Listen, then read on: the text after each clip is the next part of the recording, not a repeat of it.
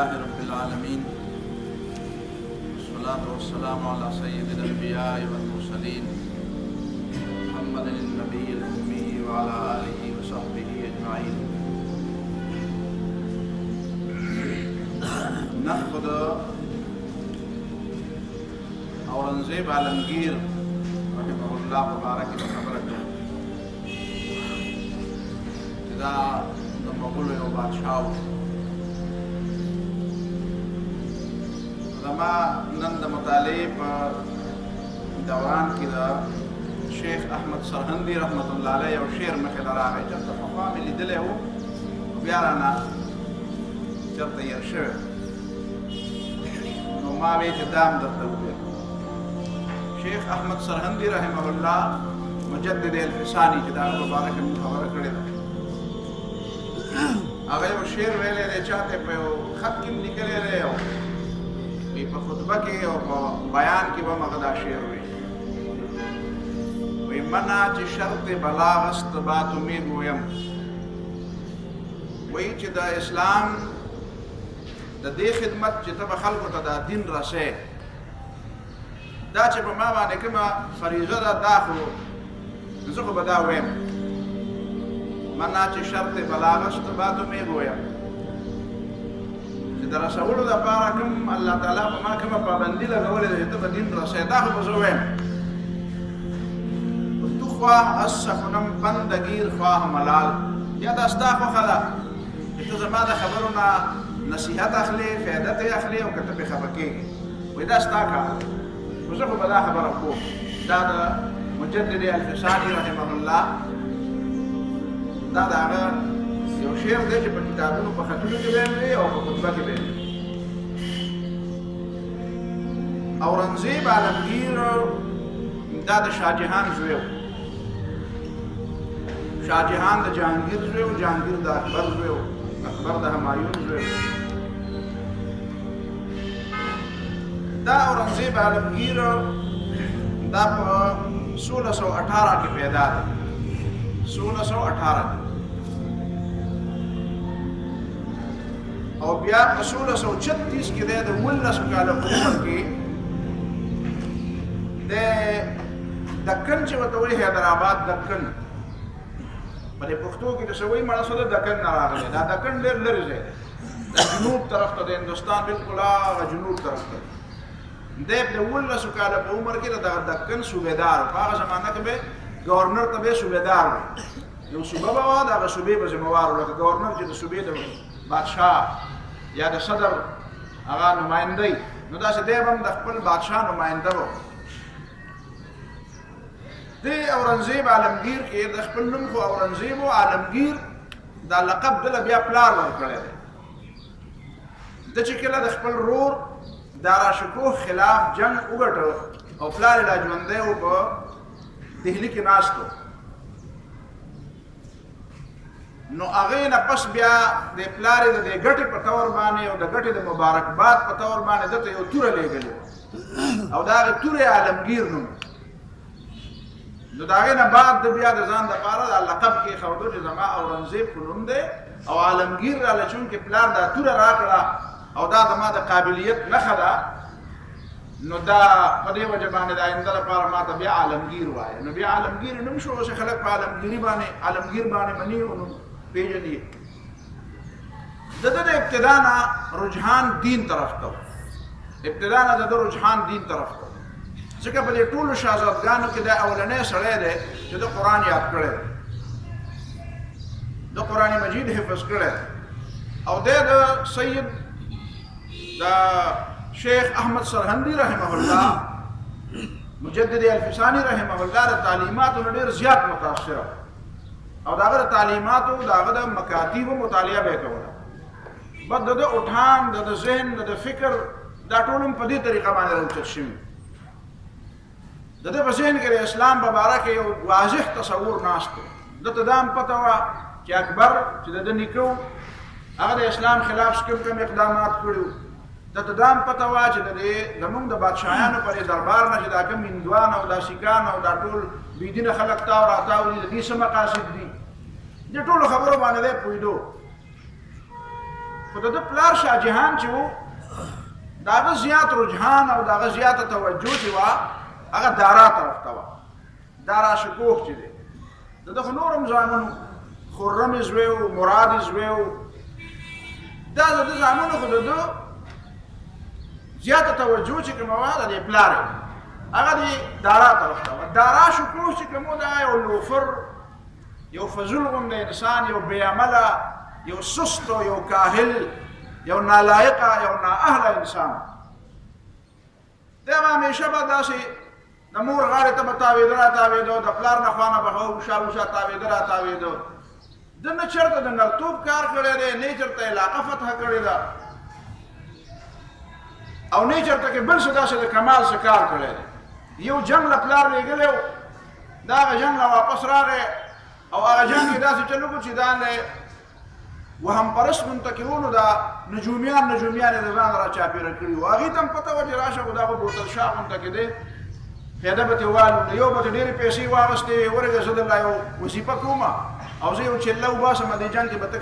نور پروګرامونه مه کوه، ډېر موجونو پروا ډېره مه کوه، زه درله چله وباسم او زه درله دعاګانې کوم، بس دا جنګ به ته ګټې. بل به راغی هغه به وایي ما له دونه پیسې راکړه او دا خو به بس وایي ورکړې والې پیسې والې شا به یې کړه. بس هغه یو به دې پیسې واغستې، هغه به لاړ زه ځنګل ته ځم، زه چله وباسم، هغه به لاړ بیا به ده واپس هم نه لیده چې دا کوم ځای دی او کوم ځای نه دی. په دې طریقه باندې هغه جنګ یې وبیلو. یوازې دا نه چې جنګ یې وبیله بلکې بدنامي یې راوړه خپل پلار. خو د هغې باوجود د پلار به دی خوښ و. په دې زمانه کې د اورنګزیب عالمګیر چې و دی چې پلار کوم مهم له لېږلی دی نو هغه مهم ده سر کړی دی.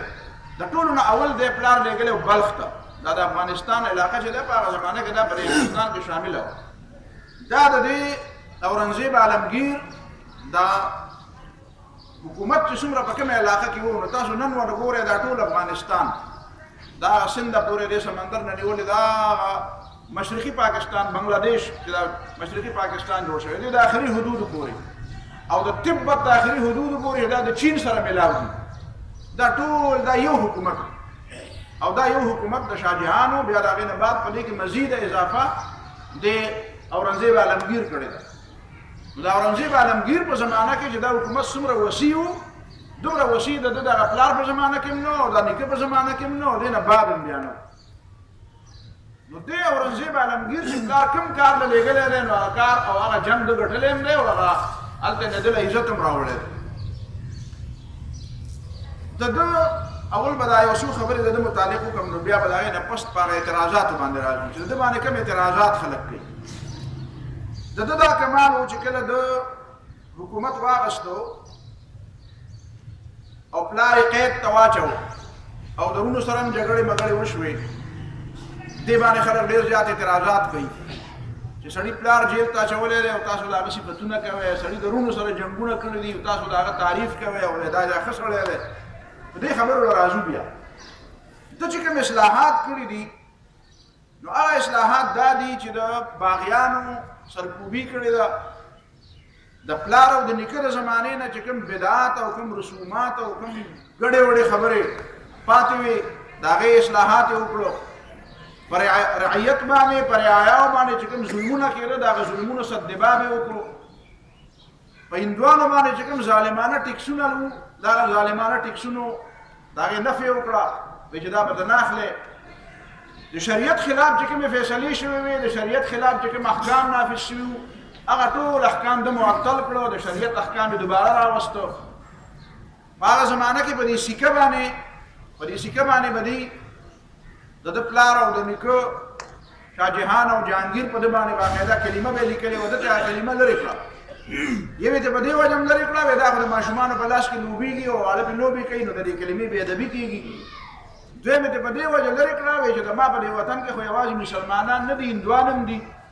نو چې هندوان هم دي نو هغوی خو کلمه نه مني، نو چې نه مني د دې وطن باشندګان خو دي. حالانکې په دې اورنګزیب عالمګیر باندې یو غټ اعتراض دا هم دی چې دا د هندوانو ډېر سخت دشمن و، هندوانو سره ده رواداري نه ده کړې. دراصل مشکل دا دی چې مسلمانان چې زموږ د خپلو خلکو په باره کې کوم تاریخ لولي دا هغه تاریخ لولي چې کوم انګریزانو لیکلی. چې انګریزانو کوم تاریخ لیکلی دی نو خو ښکاره خبره ده چې هغه خو بیا ستا هغه یو پهلو خو مخې نه راولي ستا خو هغه منفي پهلو مخې راولي او ستا دوست خو نشي کېدی ستا دشمن دی نو زموږ د مسلمانانو غم دا دی دا چې کوم مسلمانانو کې دا کوم سکال ټایپ خلک دي چې انګریزي نه ډېر زیات واقف دي او په انګریزي کې ماهرین دي نو هغوی هم د انګریزي کتابونه ګوري که ته د اردو کتاب ورکوې او یاره جي په دې نه پوهېږم نو د انګریزانو کتابونه ګوري چې انګریزانو د اسلام په باره کې کوم کتابونه لیکلي دي چې کوم مستشرقین دي اورینټیلسټ چې ورته وایي هغوی خو په اسلام باندې اعتراض دپاره هغوی خو همیشه دپاره په اسلام باندې اعتراضات لیکلي دي او دی لګیا دی د هغوی نه اسلام زده کوي نو ته دا خپله ژبه خو کم از کم زده کړه عربي نشي زده کولی نو اردو خو پکار ده د وطن ژبه ده او په اردو کې د اسلام دومره لوی تعلیمات دي چې د هغې خو صحت نشته او ته لګیا یې او خپل اسلام د انګریزانو نه زده کوې او خپل تاریخ هم د انګریزانو نه زده کوې نو دا زموږ په دې وطن کې چې کومې غلط فهمۍ خورې دي مسلمانان ما ته څو ځله دا خبره وشوه چې یاره جي په سکولونو په کالجونو په یونیورسټو کې داسې کسان دي چې د عالمګیر په باره کې خبره نشي کولی او یاره عالمګیر ته ما ته یاد دی نو هغه ټولې د انګریزانو نه زده کړي د هغه اورینټلیسټو مستشرقینو نه خبره زده کړي او هغه راولي په اسلام باندې اپلای کوي په مسلمانانو باندې اپلای کوي چې کافر او بېدینه او دشمن د اسلام کوم تصور تاله درکوي ته هغه تصور راړي او بیا وایي زه مسلمان یم او زه سکالر یم نو دا ډېره د افسوس خبره ده بهرحال دا کارونه کړي ته په خپل دورې سلطنت ورته وې او که دورې حکومت ورته وې په دې کې د انګریزانو خلاف د انګریزان چې کوم د دې په هغه زمانه کې د بحري قزاقان د ایسټ انډیا کمپني چې کوم دا دغه زمانه کې جوړه شوې وه دې نه مخکې دا جوړه شوې وه دې اورنګزیب عالمګیر چې حکومت واخیسته نو ایسټ انډیا کمپني باقاعده په بمبئی کې د هغې مرکز و هغې پای کې باقاعده قلعه جوړه کړې وه بیا اورنګزیب عالمګیر ولګېده دلته پرتګالیانو او ولندیزیانو او نورو خلکو ډچ چې کوم باشندګان دي د مغرب نور ملکونه هغې هم هغه مراعات وغوښتل چې کوم مراعات ایسټ انډیا کمپني ته میلاو شوي د مغولو د حکومت د طرف نه دا هغې له ورکړو چې دا نور راځي او تجارت کوي دلته او کاروبار کوي تاسو هم کوئ کاروبار نو د ایسټ انډیا کمپني یو مشهور لیډر و د هغې د مرکزي دفتر چیرمین ورته وی یا چیر ارسو چې ورته وی د هغه چایلډ نوم هغه چایلډ چې د دې نه خبر شو چې کوم مراعات چې موږ ته میلاو دي دا مراعات خو ولندیزیانو ته او پرتګالیانو ته میلاو شو نو هغه د عالمګیر خلاف د بغاوت فیصله وکړله 300 سپایان ورسره وو چې د سره جنګ کو په بمبئی کې بغاوت وکړو ساحل باندې جهازونه ولاړ وو هغې لوټ کړو مسلمانانو ته تکلیف ورسو د هغې مالونه یې لوټ کړو او آخر کار چې د مرکز د طرف نه هغه پسې فوج لاړو نو بیا یې د هغې محاصره وکړه تقریبا 18 میاشتې پورې د هغې د قلا محاصره وه او بیا د هغه انګریزان چې هلته کوم باقي پاتې وو چې هغې ډېر زیات ځان ته سویل وو دا سرونه یې ببر کړل او د مرکز ته رالل او د بادشاه په مخ کې سم لاستل داسې پوه شې په خبره یوازې سجدې ونه کړه پراته وو لکه تا به وایي دا ملنګان دي د هغې یو تصویر هم ما سره په دې نیټ کې ما وکړه یو تصویر شته دی په هغې کې کوم خلک چې موږ ته دا تصویر ښیي چې بهادر شاه ظفر چې کوم اخرنی مغول تاجدار دی چې هغه کله انګریزانو ګرفتاره و نو د هغې هغه تصویر ډېر زیات موږ ته خلک هایلایټ کوي چې چېرته څه خبره راشي وایي دا وګورئ که نه دا ستاسو حل دی نو ما وایي چې زه به د هغې نه یو بل تصویر وباسم چې کوم هغه انګریزان راغلي دي او د عالمګیر په مخ کې ناست دي او هغه ناست هم نه دي ملاست دي او د هغه نه معافي غواړي او خیرات ته غواړي چې یاره جي موږ ته معافي وکړه موږ ته څه وایه او موږ به آینده دپاره بلکل وفادار یو نو اورنګزیب عالمګیر بس معافي ورته وکړه زه خیر دی بس هغه زړه په زړه او باقي روزګار خو د بغاوتونو مواوتونو دا خبره د دماغ نه وباسئ زما په نسبت باندې اورنګزیب عالمګیر دوه غلطیانې دي بس یو غلطي دا ده چې دا ایسټ انډیا کمپني په دغه ځای کې دې ته معاف کول نه وو پکار بس دا نه ختمول پکار ورته ویلی چې بس تاسو باندې پابندي ده تاسو بلته نه راغله والله تعالی اعلم چې دا خبره زه ځکه کومه چې د ایسټ انډیا کمپني چې وروسته کوم شرارتونه دي نو هغه مونږ لیدلي دي ځکه وایو نو هغه عالم الغیب خو نه و د مخکې نه ورته څه پته وه خو چې تاجران دي او کاروباریان دي او دې ځای نه سامانونه وړي او هلته نه راوړي او بس کاروبار کوي نو ښه یو ملک خو پرې خوشحالېږي چې یاره کاروبار پکار دی په هغه زمانه کې د ټولو نه زیات په ټوله دنیا کې د ټوله دنیا چې کومه جي ډي پي وه چې نن پرې خلک فیصلې کوي چې د دنیا د کوم ملک جي ډي پي د څومره ملکونو نه زیاته ده نو یوازې د بر صغیر پاک هند جي ډي پي چې کومه وه هغه د ټولې دنیا د جي ډي پي 1/4 وه یعنې ټولې دنیا کې چې خلکو کومه پیسه را پیدا کوله او جمعیت کوله نو هغې کې څلورمه حصه پیسه او څلورمه حصه کاروبار او څلورمه حصه دولت چې دی هغه د بر صغیر پاک هند مسلمانانو انسانانو جنریټ کړ. دا معمولی خبره نه وه. یو دا مسله. دویمه مسله دا وه چې اورنګزیب عالمگیر په زمانه کې مغرب یورپ دا ترقي کړې وه چې هغې نوې نوې توپې او نوې نوې جنګي آلې او نوې نوې جنګي سامانونه یې جوړ کړي او دلته بس هماغه دې طرف ته چا توجه ورنه کړه. نو اورنګزیب عالمگیر له دا پکار وه چې ده توجه ورکړې وي. خو اورنګزیب عالمگیر نه علاوه وروسته بیا چا کومه توجه ورکړه او د هغه پلار او نیکه کله توجه ورکړې وه. بهرحال بادشاهیانو په خپلې بادشاهۍ کې او په خپله قسم حصه کې مشغول وو او دې طرف ته ډېر زیات فکر نه و. دا دوه غلطۍ دي بنیادي طور د هغې. دا خلک چې کومې غلطۍ بیانوي دا غلطۍ نه دي. نو ده د هغې سرکوبي وکړه. دا بحري قزاقان هغې ونیول، هغې مړه کړو، هغې فانسي کړو، لاسونه یې ترې پرې کړو، هغې له ډېرې سختې سزاګانې ورکړې. د دې وجې نه انګریزان په دې باندې پوهېدل چې دا زمونږ تاسو ته به پته وي چې د اورنګزیب عالمگیر د وفات نه دی په 1707 کې وفات دی. 1707 کې دی وفات. او انګریزانو چې اولنی کوم جنګ ګټلی دی جنګ پلاسي په بنګال کې نو دی ګټلی دی په 1757 کې. یعنې ګویا کې د ده چې کوم اقدامات د ایسټ انډیا کمپنۍ خلاف کړي نو هغه دومره مضبوط اقدامات او هغه دومره مضبوط د وطن یې بچ کړی او د هغې خلاف یې دومره کارواییانې کړې وې پابندي پرې نه وه لګولې چې 50 کاله پورې د ده د مرګ نه بعد ایله 50 کاله بعد نو دا به موږ په اورنګزیب عالمگیر پسې حسابو چې یاره جي دا ده کار نه و کړی نو دا 50 کاله بعد ځکه هغې جنګ پلاسي وګټو بنګال یې واغېستو. خبره دا نه ده. خبره دا ده چې دا خو د هرې زمانې د حکمران ذمهداري ده چې د چا په زمانه کې څه کېږي د هغه ذمهوار دی. د راروان په خصوص ذمهوار نه وي. د دې وجې نه چې انګریزانو ته دا پته ده چې زمونږ په لار کې د ټولو نه لوی رکاوټ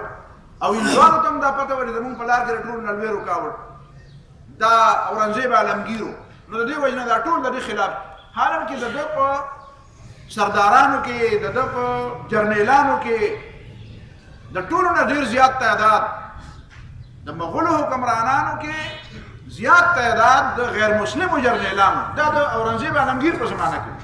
یعنی د دا نه ده کتلي. د دا نه دي کتلي. یو ځای کې غالبا یو د ده یو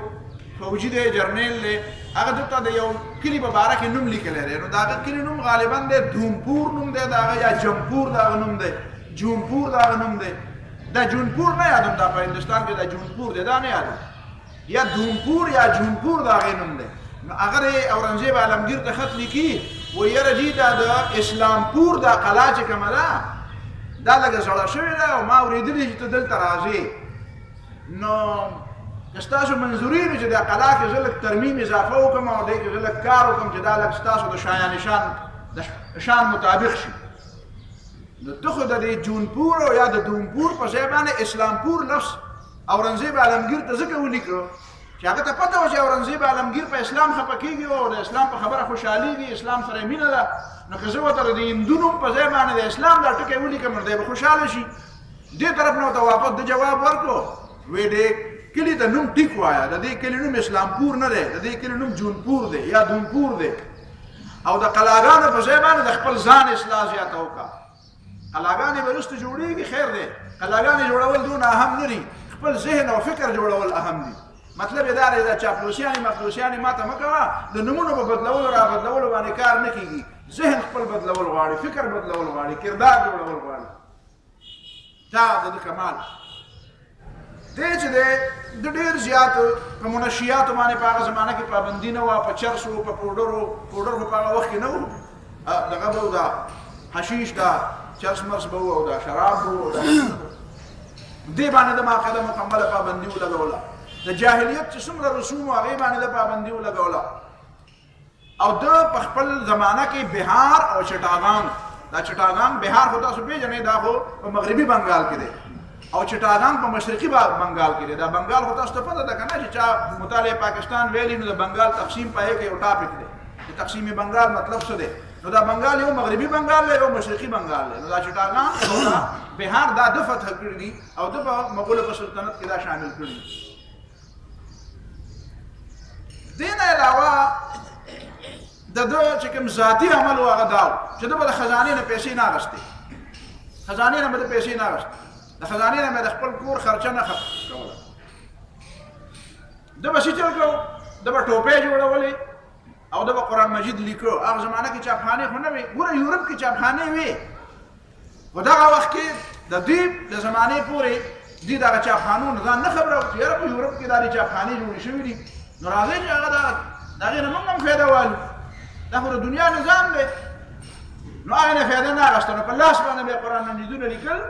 او د هغې نه چې به څه آمدن راته، دغه ټوپو د جوړولو نه چې به څه آمدن راته، نو هغه به د خوړو. دا خو د ده کمال و. خلک په دې باندې هم طنز کوي، وایي یاره تا ټوپۍ جوړولې، تا نور ملک له څه کار کړی دی؟ نو ملک له څه کار کړی، خو ته ځان پرې نه پوهېږې، هغې نه خو ته ځان خبرې نه. اسلام لپاره چې هغه کوم کار کړی، هغې نه خو ته ځان خبرې نه. او ایله د هغه د ټوپو جوړول او د هغه د قرآن مجید لیکل، دا درته مخې ته شوي دي، نو هغې باندې طعنې لګوي او پیغورونه ورکوي خلکو له. خو ځان خو پوهېږه چې هغه د اسلام لپاره کار کوم یو کړی.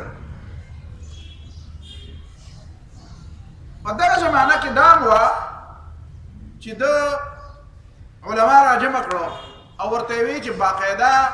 د دې ملک دپاره یو شرعي قانون او یو ضابطه جوړه کړئ. د ملک نظام به څنګه چلو، دا د عدالت نظام به څنګه چلو. نو بیا علما را جمع کړل او هغه ټولو علماو په شریکه باندې یو کتاب ولیکو چې هغه د فقه حنفي یو بهترین یو شاهکار دی. فقه حنفي ورته ته وایي او که فقه اسلامي ورته وایي، د حنفي په ځای باندې فقه اسلامي ووایه. د هر چا لپاره فقه د موږ د ټولو امامانو امامت منو او ټول امامان زموږ امامان دي.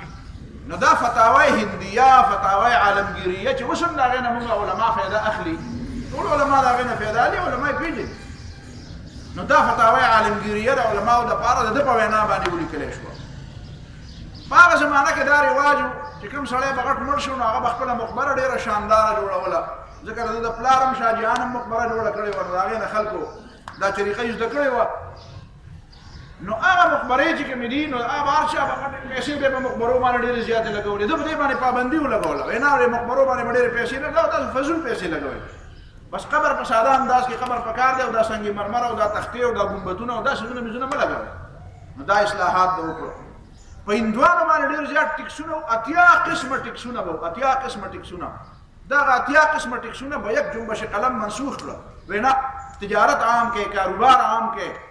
خلکو ته، تاجرانو ته، کاروباریانو خلکو ته چې کوم خلک د یو ځای نه سامان یو ځای ته وړي، بل ځای نه بل ځای ته وړي، هغې ته سهولتونه ورکړي.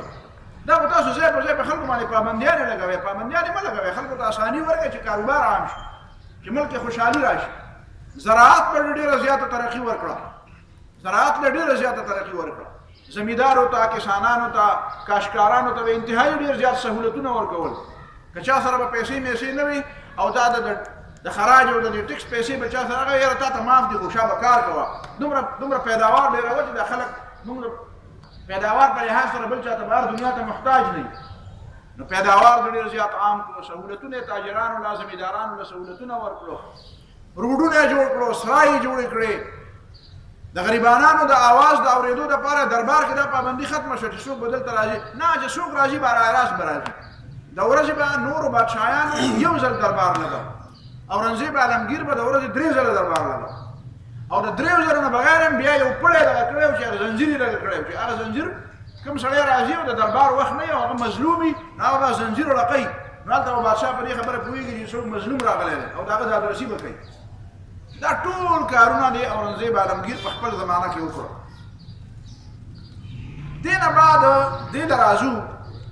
چې دا مسله څه ده چې دا خلک په اورنګزېب عالمګیر باندې اعتراضونه کوي. یو اعتراض پیدا کوي چې د پلار جیل ته اچولی دی، دویم اعتراض پیدا کوي چې د رونو سره جنګ کړی، رونو سره جنګ کړی، او دریم اعتراض پیدا کوي چې د مندرونه وران کړي دي، مندرونه وران کړي دي او په هغې باندې جوماتونه جوړ کړي دي. یعنې دی مطلب دا دی چې د هندوانو او د غیر مسلمو د خپل رعایا دشمنو په دې باندې لږه لنډه لنډه غوندې خبره کړو. تاسو که تاریخ وګورئ، مولانا شبلی نعمانی یو کتاب لیکلی دی اورنګزېب عالمګیر. مولانا شبلی نعمانی خو پېژنئ که نه، دا سیرت النبي وه، دم یو کتاب لیکلی دی اورنګزېب عالمګیر. نور که تاسو ګورئ نو یو بل کتاب دی ابصار عالم، یو کس دی ابصار عالم، هغه یو کتاب لیکلی، هغه د ما ډېر زیات خوښ دی ځکه چې په هغې کې د مجدد الفساني رحمه الله د مکتوباتو نه بهترین اقتباسات هغه را نقل کړي او په دې ټوله خبره باندې ډېره مزېداره خبره کړې ده. نو هغه کتاب دی مجدد الفسانی اور سلاطین مغولیہ. اسلامی تحریک مجدد الفسانی اور سلاطین مغولیہ ابصار عالم دا غنم دو. چرته وګوره پر یونیورسيټي بوک ایجنسی کې یا پر ایسا خانه کې چرته وګوره دا برته ملاو اردو یې لګه په خانه هم د اردو دا لګه سخت ده. نور حقیقت کتاب پر ټول د مغول سلطنت څنګه راغی. بیا دا شیخ احمد سرهندی رحمه الله مجدد الفسانی دا غي قصه سراتو. بیا دا غنه بعد دا اورنګزیب عالمگیر په قصه سراتو. دا مسله جوړه څنګه شو بیا ختم څنګه شو پر ټول خبره باندې دا پوي. خو دا مختصره خبره کوم. نو هغه دا و چې په دې زمانہ کې چې کله جهانگیر او بیا د جهانگیر نه پس شاه جهان هغه سجده تعظیمی هغه لاړ رالی او د اکبر چې کوم د کفر کوم کارونه هغه ته قدغنه او بندونه ولګېدل. اگر چې د اسلام هغه کارونه خو نو شوي چې کوم بیا وروستو اورنګزیب عالمگیر وکړه. خو بیا هم څه د اکبر چې کوم د کفر کارونه وغه ته یو بند وتړل شو. ځکه چې داغه نه بعد نه جهانگیر په دې کې دلچسپي و نه پکې د شاه جهان دلچسپي و. په دغه زمانہ کې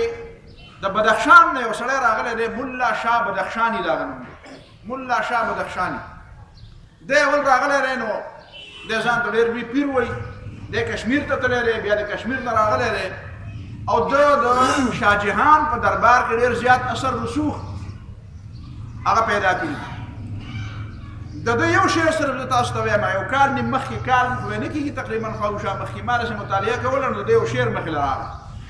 نعوذ بالله ثم نعوذ بالله نقل کفر نه باشه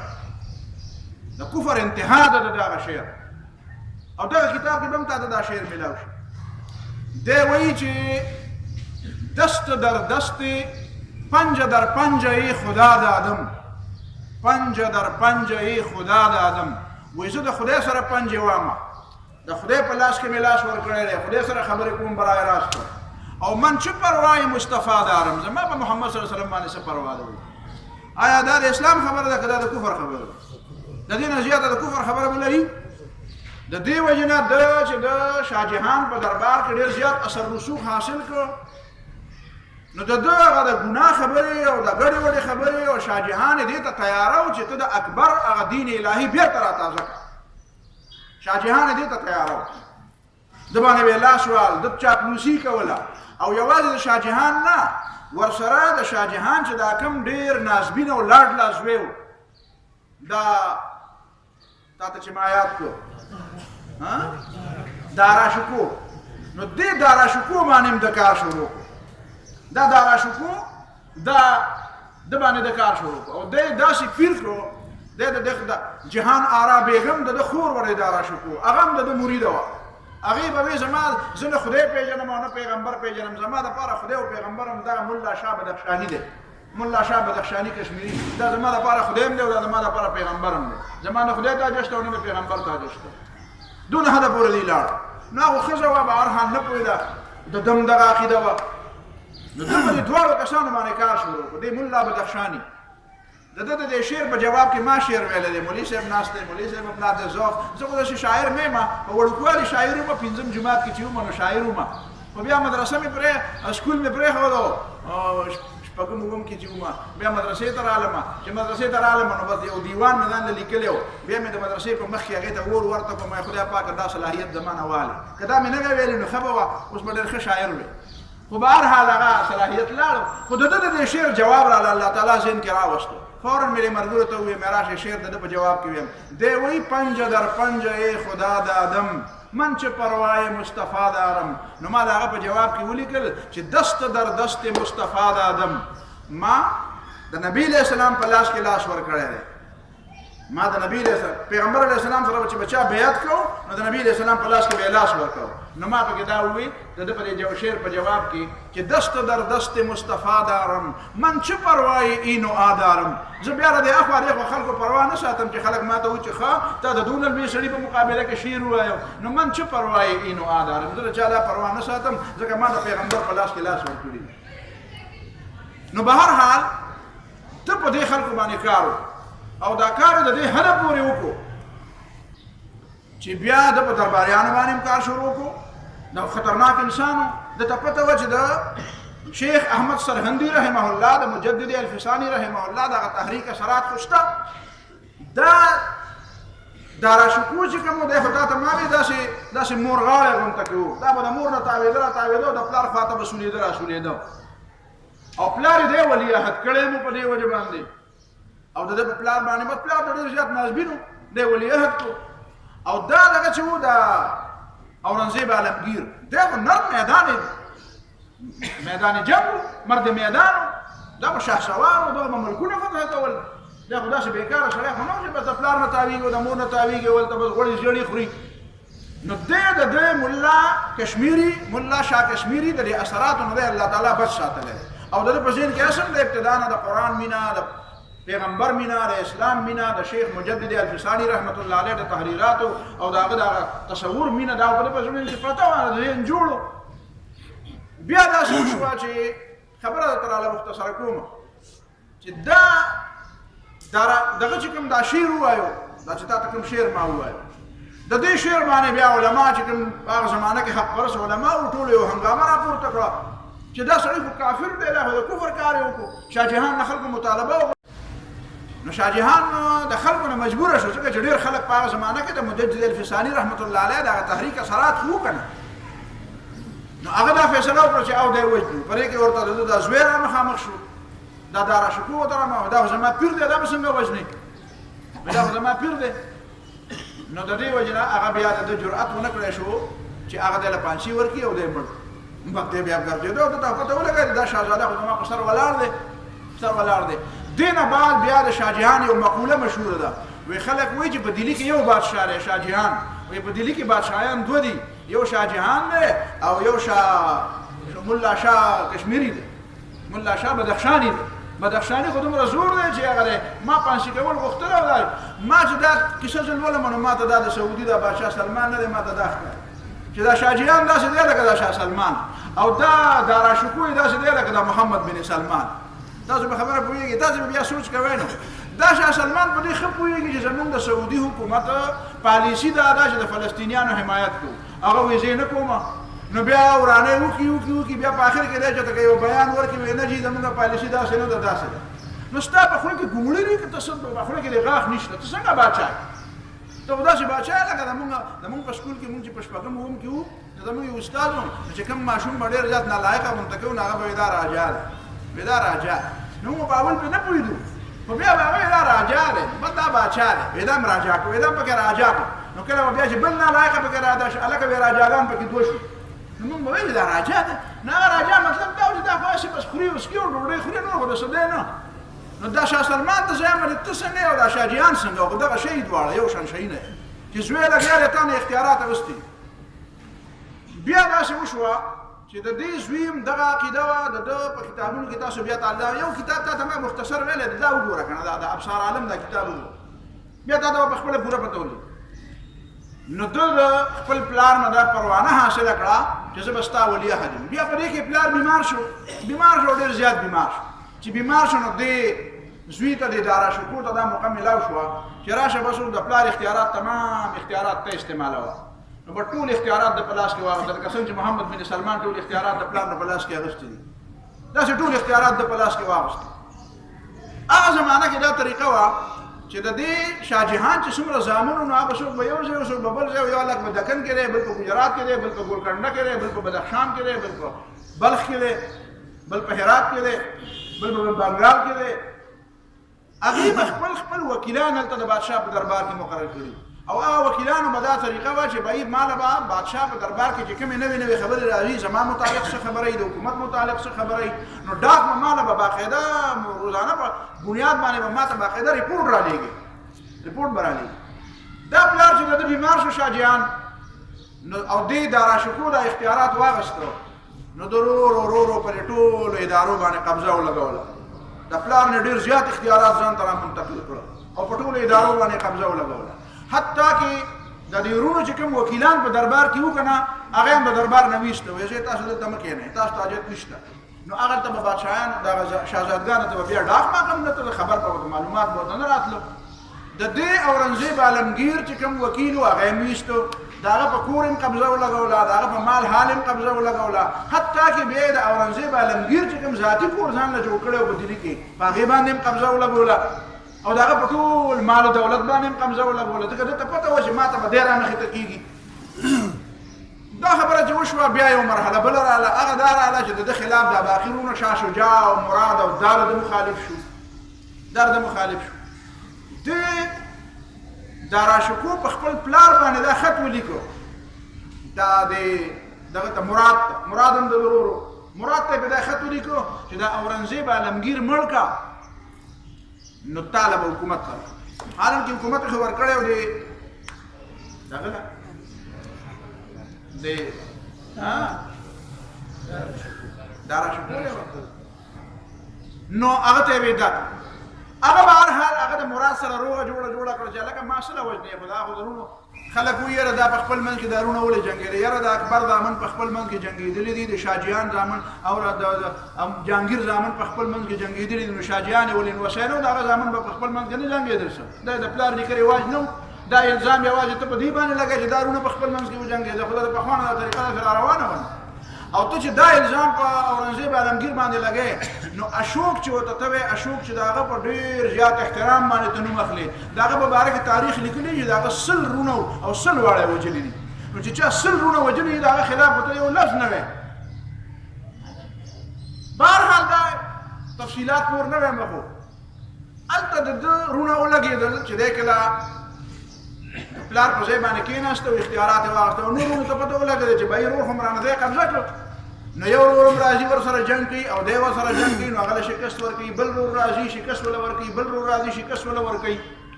آخر کار اورنګزیب عالمگیر مجبوره شو او ده د اورنګزیب عالمگیر د مرګ باقاعده منصوبه کړې وه او د هغه په تمام مال و جایداد باندې قبضه لګولې وه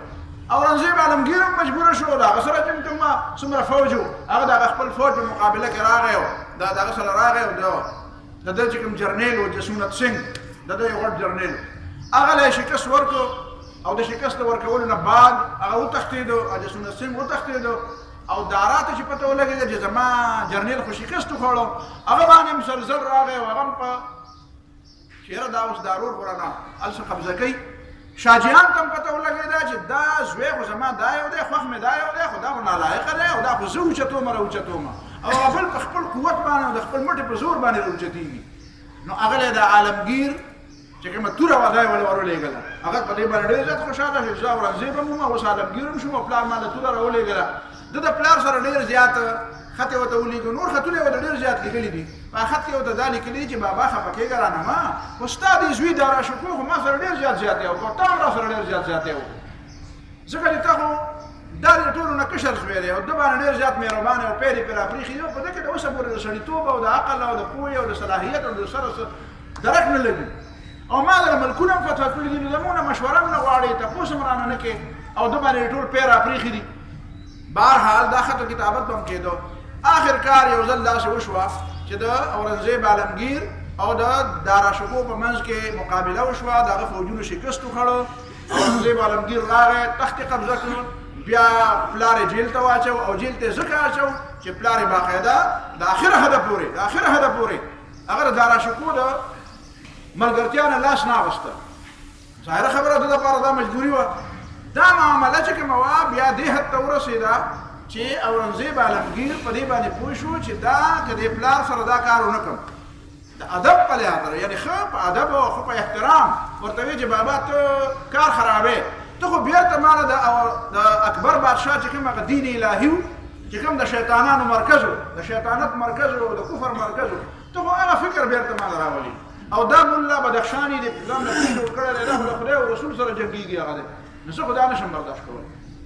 لهذا د هارونو چې ورسره کومه مقابله کړې ده نو یوازې دا نه چې د هارونو سره د اول نه مقابله ده شروع کړې ده چې کله د داراشکو له شکست ورکړو او دی مرکز ته راغی نو بیا خو پکار دی چې وروڼه د ده تابع شوي وې وروڼه بیا هم د ده مقابلې له راتلل نو بیا د مقابلې له راتلل نو بیا جنګېدل نو بیا بله لار څه وه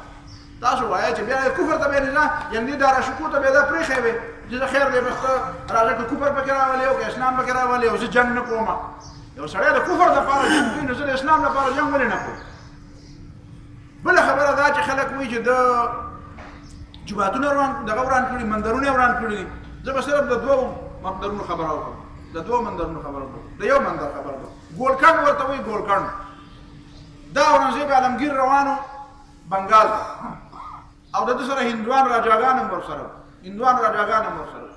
دلته په دې لاره کې بنارس یو ځای راځي بنارس مشهور بنارس په هندوستان کې مشهور ځای دی هلته چې راغله هلته یو مندر د ده دې راجاګانو دته ووایي چې یاره مونږ ته اجازت وکړه مونږ او زمونږ دا رانیانې راني چې ورته وایي که نه راني راجا او راني د راجا مؤنث څه دی راني نو دا رانیانې او دا به هم لاړې شي هلته په مندر کې به عبادت وکړي او ته خیر دی دلته لږه دمه وکړو مونږ به لاړ شو صحیح دی لاړ شئ تاسو چې دوی هلته ورغلل نو هغه د مندر رانډران چې هلته ناست وو هغې ته یو څو رانیانې واغېستې او چېرته ګوټ ته یې ویوړې کاته هغه به ډېر ښې وي نو چې هغه واپس راتلې نو یو بل ته یې کتل چې هغه نور پلانکې څه شوه پلانکې خو نشته بیا بادشاه ته خبره اورنګزیب عالمګیر ته خبره ورسېده چې بهی دا ډېرې رانیانې او ډېرې شهزادګۍ غیبي دي چې کوم ځای غیبي دي چې خلک یې وروستل هلته ټول نظام هر څه دا منظرونه یې وکتل چې چېرته غیبي شوې اسمان یې وړې ځمکې وخوړې اخر هغه بوت چې په کوم ځای باندې و نو اورنګزیب عالمګیر یو خاص سړی و هغه ډېر تکړه او ډېر ماهر و د دې خبرو هغه چې هغه بوت وخځو پته ولګېده چې دا د دې ځینې خوځېږي چې هغه یې وخځو دننه هلته لاندې یو تیخانه وه چې هغې ته ورکوزې شوې نو هغه رانیانې هلته ناستې وې او هغه چې کوم د مندر کوم پجاریان او هغه پنډتان منډتان چې ځان ته وې نو دا الی اخره چې ته په دې خبره نور پوهېږي هغه راونیولې او بیا دغه مندر یې ټول وران کړو نو خلک د دې مندر نه وایي اورنګزیب عالمګیر به مندر یې ورانولې نو دا مندر یې د چا دپاره ورانې کړې دا هم دغه هندو پنډتانو دغه ښځو بېعزتي دغه مندر والا وکړې و نو ځکه یې ورانې کړې او دا تپوس خو ته کوې چې مندر یې وران کړو خو دا تپوس کوې چې په ګولکنډه کې یو جومات و ډېر لوی شاهي جومات و اورنګزیب عالمګیر هغه شاهي جومات هم وران کړی دی نو دا پکې مه وایه که نه جومات یې وران کړی دی نو ته به ما ته وایې چې یاره که چې جومات یې وران کړی دی نو ته ما ته دا څه صفت کوې نو ما ورته وایي چې رسول الله صلی الله علیه وسلم مسجد ضرار وران کړی او که نه یې وران کړی قرآن کې الله تعالی وایي په سورة توبه کې والذین اتخذوا مسجدا ضرارا وكفرا وتفریقا بین المؤمنین وارصادا لمن حارب الله ورسوله کومو خلکو چې د اسلام خلاف مورچه جوړول مطلب وو نو دونه غیرت خو پکې وونه چې نیغ په نیغه راشي او د اسلام مقابله وکړي نو جومات یې جوړ کړو وی په جومات باندې خاص هم د چا شک نه کېږي او په جومات کې تاخانې جوړې کړې په مدینه منوره کې او په هغې کې اسلحې کېښودې او د روم د بادشاهانو سره تعلقات او هلته یو سړی و ابو عامر الراهب د دې شپو پورې کمیس به و او ځان به داسې جوړ کړی چې ته به وایې چې د ده په لمن باندې مونځ کېږي او د ده پټ رابطې د رومیانو سره به وي او وی چې کله نبی علیه السلام غزوه تبوک له لاړ شي او هلته معمولي غوندې هم د شکست او بیا د یا نبی علیه السلام د تکلیف یا د څه مصیبت څه نښه معمولي میلاو شي نو دلته به په دې مدینه منوره کې موږ بغاوت کوو او دا وسلې به راوړو د منافقانو له به ورکو دا منافقان چې د غزوه تبوک ته نه تلو دا قرآن چې په بلې سورت توبه کې ډېر لوی بحث کړی دی دا ولې نه تله دا ځکه نه تله او دا بانې به یې جوړولې کله یو بانه کله بل چې دې ته پته وه چې ابو عامر الراهب موږ دپاره بندوبست کړی دی او دا اسلحې به راوباسو او دلته مدینه منوره کې به یو بغاوت خورو او انقلاب به راولو او تخته به الټاو دغسې کار په ګولکنډه کې څه خلکو وکړو او هلته یې باقاعده خزانې پټې کړې وې هلته یې باقاعده د بغاوت څه نظام دنیا پیسې مال او دولت او د پاسه یې ویل نوم د جومات ورکړی او چې دې دا جومات دی او اورنګزیب عالمګیر ته پته ولګېده هغه جومات یې وران کړو خزانې راویستې او هغې کې چې څومره مال دولت و هغه د هغه علاقې په ټولو غریبانانو تقسیم کړو په ټولو غریبانانو باندې تقسیم کړو نو دا کار هغه بد وکړو دا پکې دی نه یادوي ځکه چې ورته پته وي چې خلک چې جومات هم شهید کړی دی نو دې مطلب دا دی چې سیچل خو به و سیچل خو به و نه خو پکې وایي نه تا ته ما وایي دی خو اسلام او تاریخ د انګریزانو نه زده کوي اخرنۍ خبره ده چې وایي چې دی د هندوانو ډېر زیات مخالف و د هندوانو چې مخالف و نو دا جسونت سنګ یې بیا معاف کړی ولې دا جسونت سنګ وتښتېده دا بیا راغی معافي وغوښته بیا دوباره جرنیل کړو بیا بغاوت وکړو د خلاف د اورنګزیب عالمګیر خلاف د ټولو نه زوی خطرناک جنګ هغه کړی دی هغه هم دغه جسونت سنګ کړی دی چې اول یې د ده خلاف مورچه واخېسته د ده د ورور ملګرتیا یې کوله او ډوله شکست ورکړو او بیا راغی دنه معافي وغوښته او د دومره د لویې سینې نه کار واخېسته چې هغه یې معاف کړو او چې معاف یې کړو بیا دوباره یې ده سره غداري وکړه او د ده په فوج کې دننه و په خپلو ملګرو باندې او راکېښودل پرې خو د هغې باوجود هم د اورنګزیب عالمګیر رحمت الله علیه په فوج کې د هندوانو تعداد د راجاګانو تعداد او د راجاګانو سردارانو تعداد د نورو مغول حکمرانانو نه زیات و خو د دې باوجود هم لګیا دي مسلمان دا ولې په عالمګیر کې نور څه چلو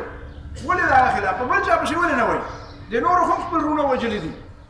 پلاران هم جیلونو ته اچولي دي د نرتوب څه کار هم نه دی کړی او په اورنګزیب عالمګیر باندې ځکه ګوته اوچتوي چې هغه د اسلام لپاره کار کړی دی هغه د الله د دین لپاره کار هغه د ملا بدخشاني او د اکبر په شان د نورو شیطانانو سازشونه ناکام کړي دي او هغه د مجدد الفساني رحمت الله علیه هغه تسلسل برقرار ساتلی دی او هغه د شریعت لپاره چې هغه کوم کار کړی هغه کار یې برقرار ساتلی دی ځکه دی په هغه باندې اعتراض کوي واخر دعوانا